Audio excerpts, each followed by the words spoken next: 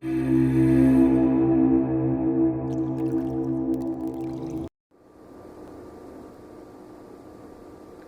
and welcome. I am CSGilmore, and this is The Hound by H.P. Lovecraft. Enjoy. In my tortured ears there sounds unceasingly a nightmare whirring and flapping, and a faint, distant baying, as of some gigantic hound. It is not dream, it is not, I fear, even madness, for too much has already happened to give me these merciful doubts. St. John is a mangled corpse. I alone know why, and such is my knowledge that I am about to blow out my brains, for I fear I shall be mangled in the same way. Down unlit and illimitable corridors of eldritch fantasy sweeps the black, shapeless nemesis that drives me to self-annihilation. May heaven forgive the folly and morbidity which led us both to so monstrous a fate. Wearied with the commonplaces of a prosaic world, where even the joys of romance and adventure soon grow stale, St. John and I had followed enthusiastically every aesthetic and intellectual movement which promised respite from our devastating ennui. The enigmas of the symbolists and the ecstasies of the pre-Raphaelites all were ours in their time, but each new mood was drained too soon of its diverting novelty and appeal. Only the sombre philosophy of the decadents could hold us, and this we found potent only by increasing gradually the depth and diabolism of our penetrations. Baudelaire and Huysmans were soon exhausted of thrills, till finally there remained for us only the more direct stimuli of unnatural personal experiences and adventures. It was this frightful emotional need which led us eventually to that detestable course which even in my present fear I mention with shame and timidity, that hideous extremity of human outrage, the abhorred practice of grave robbing. I cannot reveal the details of our shocking expeditions, or catalogue even partly the worst of the trophies adorning the nameless museum we prepared in the great stone house where we jointly dwelt, alone and servantless. Our museum was a blasphemous, unthinkable place, where with the satanic taste of neurotic virtuosi we had assembled a universe of terror and decay to excite our jaded sensibilities. It was a secret room, far, far underground, where huge winged demons, carved of basalt and onyx, vomited from wide grinning mouths weird green and orange light, and hidden pneumatic pipes ruffled into kaleidoscopic dances of death the lines of red carnal things hand in hand, woven in voluminous black hangings. Through these pipes came at will the odors our moods most craved. Sometimes the scent of pale funeral lilies, sometimes the narcotic incense of imagined eastern shrines of the kingly dead, and sometimes, how I shudder to recall it, the frightful, soul-upheaving stenches of the uncovered grave. Around the walls of this repellent chamber were cases of antique mummies, alternating with comely, lifelike bodies perfectly stuffed and cured by the taxidermist's art, and with headstones snatched from the oldest churchyards of the world. Niches here and there contained skulls of all shapes, and heads preserved in various stages of dissolution. There one might find the rotting bald pates of famous noblemen, and the fresh and radiantly golden heads of new buried children. Statues and paintings there were, all of fiendish subjects, and some executed by St. John and myself.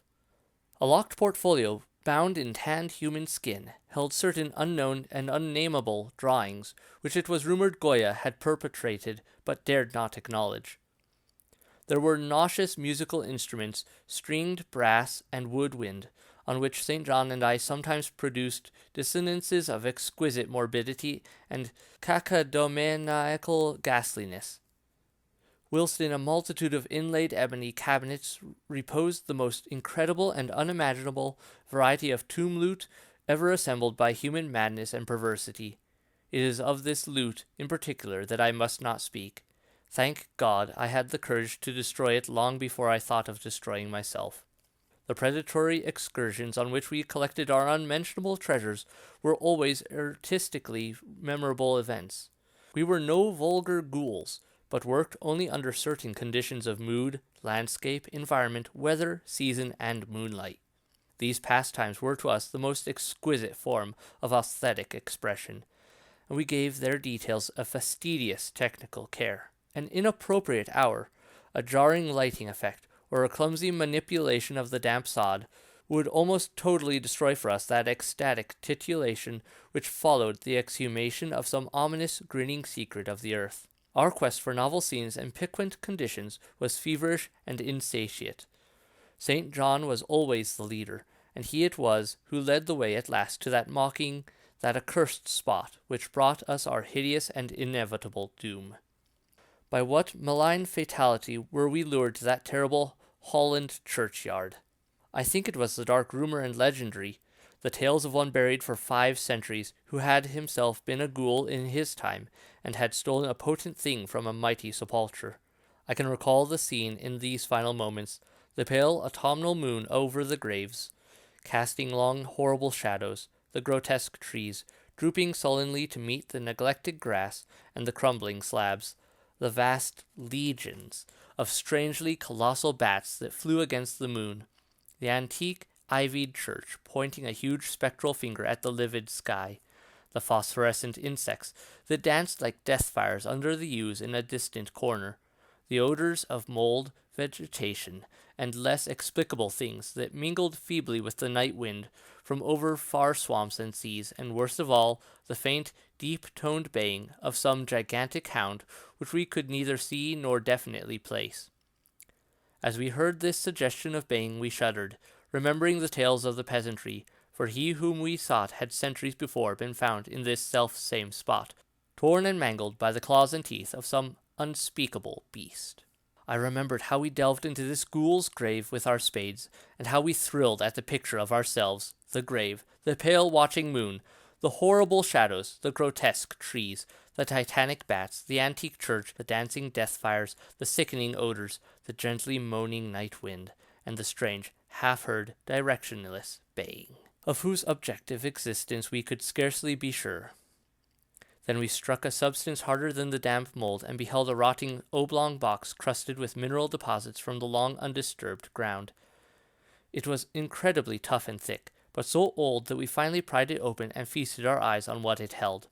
Much, amazingly much, was left of the object despite the lapse of 500 years.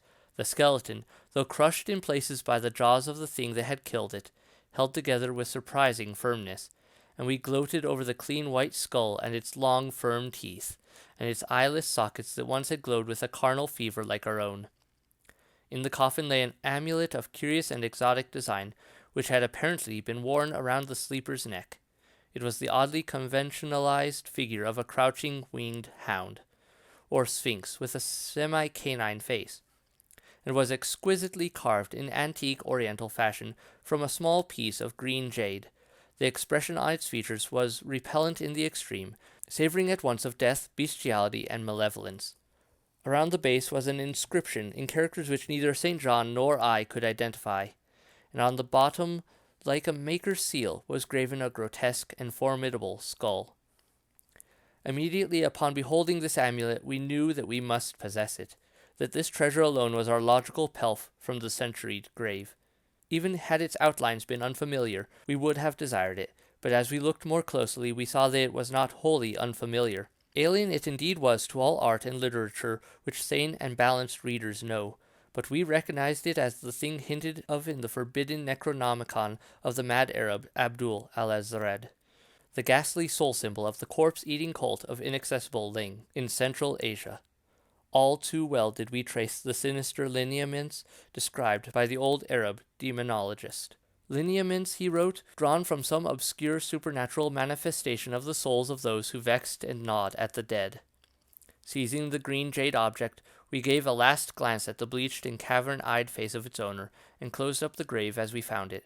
As we hastened from that abhorrent spot, the stolen amulet in St. John's pocket, we thought we saw the bats descend in a body to the earth we had so lately rifled, as if seeking for some cursed and unholy nourishment.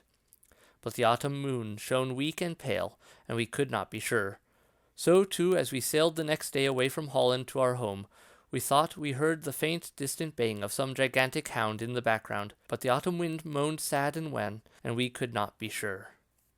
Part 2. Less than a week after our return to England, strange things began to happen. We lived as recluses, devoid of friends, alone, and without servants, in a few rooms of an ancient manor house on a bleak and unfrequented moor, so that our doors were seldom disturbed by the knock of the visitor. Now, however, we were troubled by what seemed to be frequent fumblings in the night, not only around the doors, but around the windows also, upper as well as lower. Once we fancied that a large opaque body darkened the library window when the moon was shining against it, and another time we thought we heard a whirring or flapping sound not far off. On each occasion, investigation revealed nothing, and we began to ascribe the occurrences to imagination alone. That same curiously disturbed imagination which still prolonged in our ears the faint, far baying we thought we had heard in the Holland churchyard. The jade amulet now reposed in a niche in our museum, and sometimes we burned strangely scented candles before it. We read much in Alazred's Necronomicon about its properties, and about the relation of ghouls' souls to the objects it symbolized, and were disturbed by what we read. Then terror came. On the night of September 24th, 19-something, I heard a knock at my chamber door. Fancying it St. John's, I bade the knocker enter, but was answered only by a shrill laugh. There was no one in the corridor. When I roused St. John from his sleep, he professed entire ignorance of the event, and became as worried as I. It was that night that the faint, distant baying over the moor became to us a certain and dreaded reality. 4 days later, whilst we were both in the hidden museum, there came a low, cautious scratching at the single door which led to the secret library staircase. Our alarm was now divided, for besides our fear of the unknown, we had always entertained a dread that our grisly collection might be discovered. Extinguishing all lights, we proceeded to the door and threw it suddenly open, whereupon we felt an unaccountable rush of air, and heard as if receding far away a queer combination of rustling, tittering, and articulate chatter. Whether we were mad, dreaming, or in our senses, we did not try to determine. We only realized with the blackest of apprehensions that the apparently disembodied chatter was beyond a doubt in the Dutch language. After that we lived in growing horror and fascination. Mostly we held to the theory that we were jointly going mad from our life of unnatural excitements, but sometimes it pleased us more to dramatize ourselves as the victims of some creeping and appalling doom. Bizarre manifestations were now too frequent to count.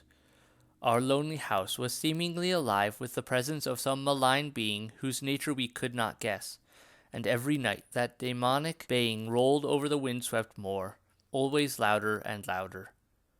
On October 29th, we found in the soft earth underneath the library window a series of footprints utterly impossible to describe. They were as baffling as the hordes of great bats which haunted the old manor house in unprecedented and increasing numbers.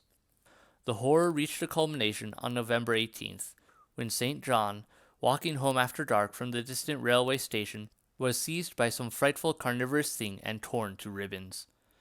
His screams had reached the house, and I had hastened to the terrible scene in time to hear a whir of wings and see a vague, black, cloudy thing silhouetted against the rising moon. My friend was dying when I spoke to him, and he could not answer coherently. All he could do was to whisper the amulet, that damned thing. Then he collapsed, an inert mass of mangled flesh. I buried him the next midnight in one of our neglected gardens, and mumbled over his body one of the devilish rituals he had loved in life. And as I pronounced the last demonic sentence, I heard afar on the moor the faint baying of some gigantic hound. The moon was up, but I dared not look at it. And when I saw on the dim litten moor a wide nebulous shadow sweeping from mound to mound, I shut my eyes and threw myself face down upon the ground. When I arose, trembling, I know not how much later, I staggered into the house and made shocking obeisances before the enshrined amulet of green jade.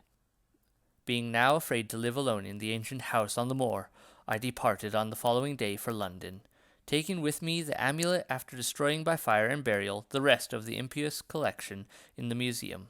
But after 3 nights I heard the baying again, and before a week was over felt strange eyes upon me whenever it was dark. One evening, as I strolled on Victoria Embankment for some needed air, I saw a black shape obscure one of the reflections of the lamps in the water. A wind stronger than the night wind rushed by, and I knew that what had befallen St. John must soon befall me. The next day I carefully wrapped the green jade amulet and sailed for Holland. What mercy I might gain by returning the thing to its silent sleeping owner I knew not, but I felt that I must at least try any step conceivably logical. What the hound was, and why it pursued me, were questions still vague, but I had first heard the baying in that ancient churchyard, and every subsequent event, including St. John's dying whisper, had served to connect the curse with the stealing of the amulet. Accordingly, I sank into the nethermost abysses of despair when at an inn in Rotterdam I discovered that thieves had despoiled me of this sole means of salvation. The baying was loud that evening, and in the morning I read of a nameless deed in the vilest quarter of the city. The rabble were in terror, for upon an evil tenement had fallen a red death beyond the foulest previous crime of the neighborhood. In a squalid thieves' den, an entire family had been torn to shreds by an unknown thing which left no trace, and those around had heard all night above the usual clamor of drunken voices a faint, deep, insistent note as of a gigantic hound. So at last I stood again in that unwholesome churchyard where a pale winter moon cast hideous shadows, and leafless trees drooped sullenly to meet with withered, frosty grass and cracking slabs, and the ivied church pointed a jeering finger at the unfriendly sky, and the night wind howled maniacally from over frozen swamps and frigid seas.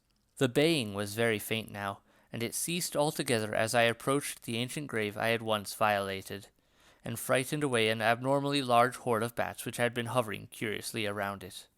I know not why I went thither unless to pray, or gibber out insane pleas and apologies to the calm white thing that lay within. But whatever my reason, I attacked the half-frozen sod with a desperation partly mine and partly that of a dominating will outside myself. Excavation was much easier than I expected, though at one point I encountered a queer interruption, when a lean vulture darted down out of this cold sky and pecked frantically at the grave earth until I killed him with a blow of my spade. Finally, I reached the rotting oblong box and removed the damp nitrous cover. This is the last rational act I ever performed. For crouched within that centuried coffin, embraced by a close-packed nightmare retinue of huge sinewy sleeping bats, was the bony thing my friend and I had robbed.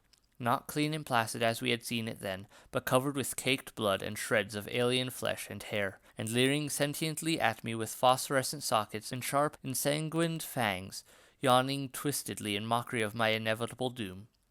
And when it gave from those grinning jaws a deep, sardonic bay as of some gigantic hound, and I saw that it held in its gory, filthy claw the lost and fateful amulet of green jade, I merely screamed and ran away idiotically, my screams soon dissolving into peals of hysterical laughter. Madness rides the star wind, claws and teeth sharpened on centuries of corpses, dripping death astride a bacchanal of bats from night-black ruins of buried temples of Belial. Now as the baying of that dead, fleshless monstrosity grows louder and louder, and the stealthy whirring and flapping of those accursed web wings circles closer and closer, I shall seek with my revolver the oblivion, which is my only refuge from the unnamed and unnameable.